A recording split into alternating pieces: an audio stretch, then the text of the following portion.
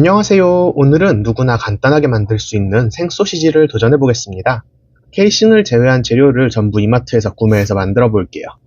소시지를 만들기 전에 소시지에 대한 이야기 조금만 해볼 건데요. 소시지 만들기만 보실 분은 영상 설명에 타임라인 달아둘게요.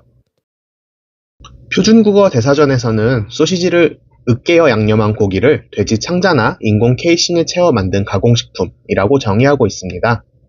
그런데 이 정의대로면 소시지의 범주가 정말 엄청나게 넓어져요.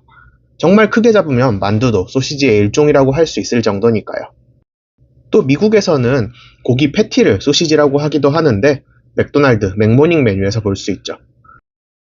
이렇게 말하니 엄청 복잡해 보이지만 우리가 소시지라고 했을 때 생각나는 모양이 있잖아요. 오늘은 그런 소시지들 몇 가지를 소개해 볼게요. 여기 보시면 굉장히 다양한 햄들이 있는데요.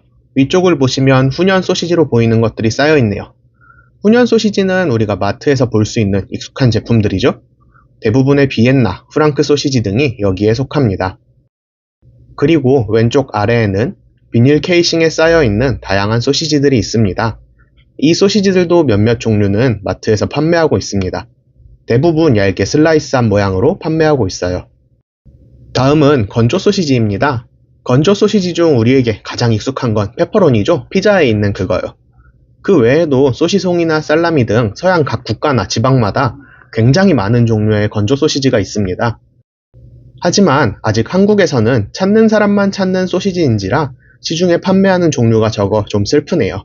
이것도 나중에 한번 만들어 보겠습니다. 다음은 프랑스의 대표 소시지들인데요. 오른쪽은 부댕 누아르라고 부르는 소시지입니다.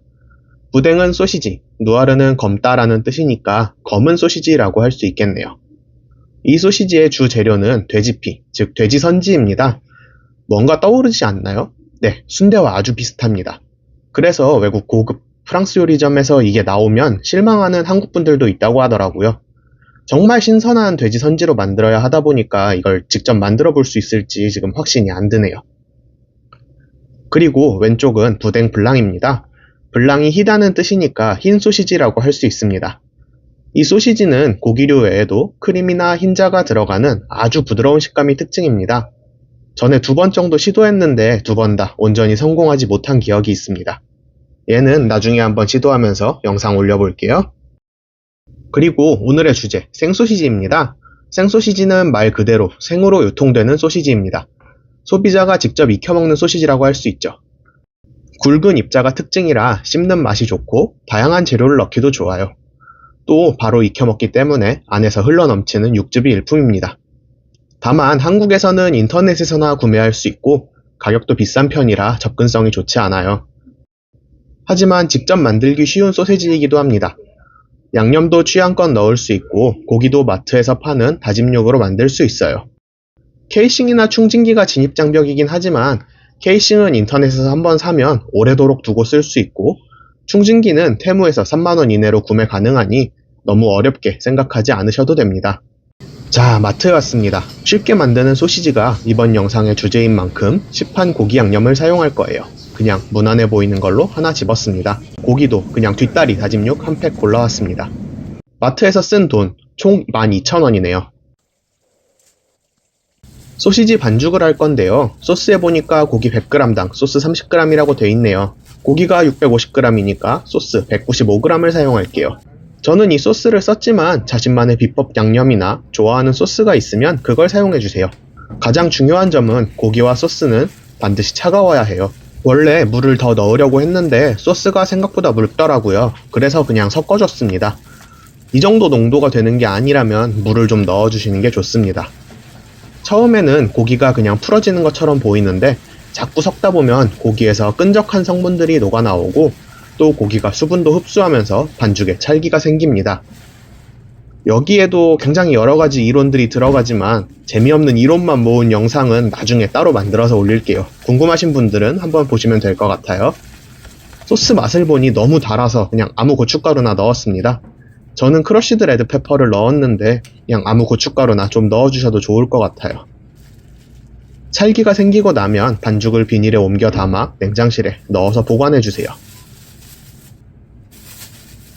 비닐팩에 고기를 넣을 때는 꼭 공기를 최대한 빼주세요. 그래야 나중에 충진기에 넣을 때 편하게 넣을 수 있습니다. 소시지 충진기를 설치합니다. 저번에 개봉 영상을 올리고 처음 써보는 건데 부품 하나가 안 보입니다. 저 당황한 손놀림 보이시나요? 주둥이랑 본체를 이어주는 부분이 없어져서 30분 넘게 찾아다녔어요. 개시도 못하고 잃어버린 줄 알고 진짜 시겁했습니다. 아무튼 부품들을 전부 연결하고 케이싱을 끼워줍니다. 각도가 살짝 어긋나서 소시지 나오는 부분이 잘 안 보이네요.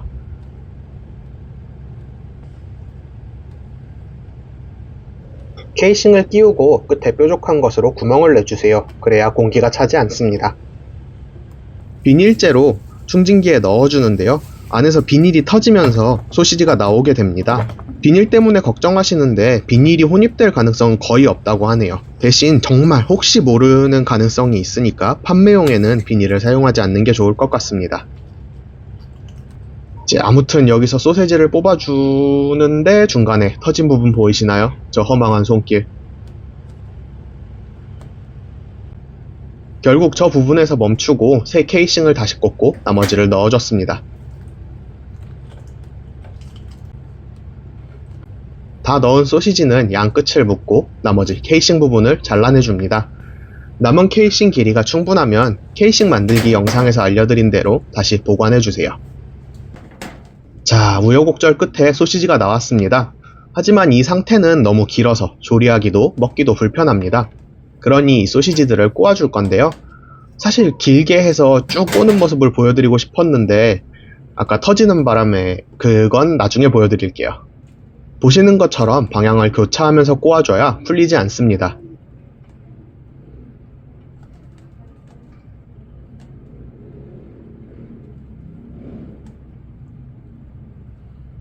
그런데 소시지를 너무 탱탱하게 충진하는 바람에 반대쪽이 풀려버렸어요.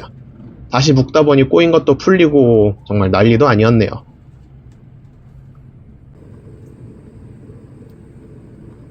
소시지를 꼬고 나면 마지막으로 뾰족한 물건으로 공기방울을 터뜨려주세요. 공기방울이 남아있으면 소시지가 터지기 쉬우니 꼭 해주셔야 하는 작업입니다.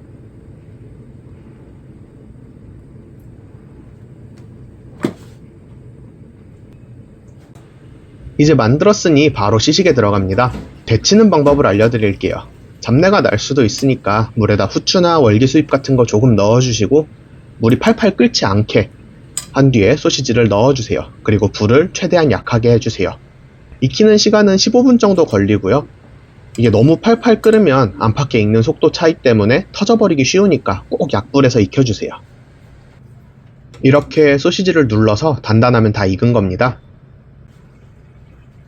다 익은 소시지를 바로 잘라보면 육즙이 터져 나옵니다. 생소시지의 장점이죠. 맛을 보면 맛있긴 한데 너무 달아요.